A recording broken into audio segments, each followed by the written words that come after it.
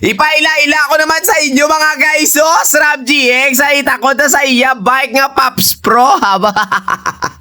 Carbon boss! Ay ala, may lig si boss sa carbon. Amo ni Dagway. Ayan, repota. Tama ka namin ba?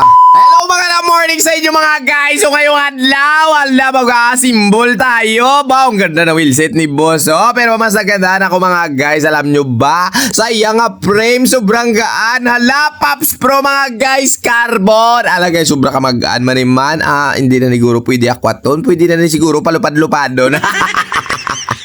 So bali mga guys, ang iya nga itakod didreo nga group set IGX o Sram GX mga guys. Tapos magtakod na sang iya nga chinring Pasquez. So sige na, mata-maton na mga guys, no. Ipakita ko muna sa inyo ang iya nga mga karagalan, mga kasudlan nga nagtakod naton para at least mamaya siya ay magdalagan. Haba.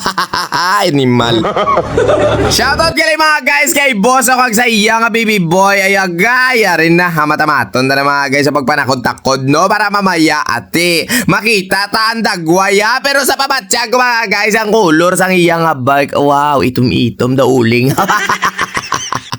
So ayan na nga ni mga guys, so napakita tara sa inyo tanan ang pwede ta itakod. Kag syempre mga guys, amo na namian ko gani o kung mag-asimbol kita. May ara na ta rim set o ano na buo na lang yang gulong-gulong. O amo na namian ko yakay. Hindi na tayo madudugayan sa pag-asimbol. O ganyan tayo mag-ubra. Pero kung wala man ang masimbol ang rim set, ate willing kita ya buohon na. Aba.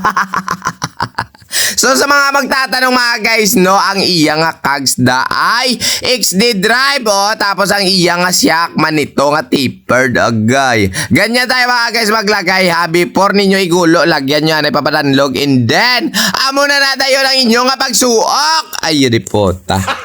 Gago! At dahil nga malaba mga guys ay steerer tube, no, kailangan natin bawasan yan nga gamit tayo dyan ng pipe cutter para na maputol na siya. Oo na, tapos kung naiputol, ari na magtakot na mga guys ay Pops Pro man yan, dulbar ba, may ligi dyan si Idol sa carbon. Magaan gini siguro sit up yan mo, pero believe ko sang color do, hindi ko yung maributay dauling ba.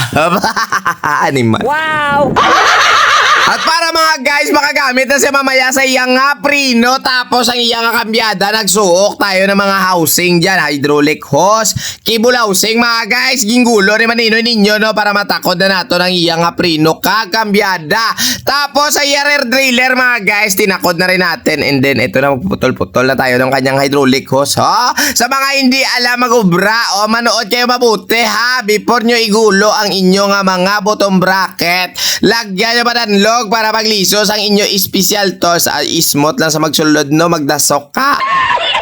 So ayan na nga ni mga guys, at tapos na natin igulo ang iyang crankset, no. Siyempre ang pedal, amo man dyan, pumutangan nyo pa danlog ha, para at least hapos lang sa ukson sa sunod. Tapos mga guys, sabihin ko sa inyo, magtakos ka mo ganin ng inyong rear driller ha. Halungan nyo talaga na hindi laboy, hindi kulang, para at least amo ni Dagway sang imo nga bike ko na nayalain. So ayan na, natapos na mga guys ang ating unit, no, Pops Pro 29er carbon. Damo-damo kwartan tagiya. So madamong iya salamat mga guys, asta na lang kita didre kay antag iya nagbalik na. Haya guys, shoutout sa imo dol ha. Mambal ko lang sa imo, halo kagit permi sa pag-ride bawo si Bibi Boy do, hindi man maributay. Kaginaya pa ni kinakwatak-kwat mo, ambot anon niya ni pagpuli manakwaton. Ay ambot na lang gida. So pala mga guys, kay si Idol garakasara sa ako, kasala-sala sa boss. Thank you so much. Halo sa imong ride. Kag iyo report.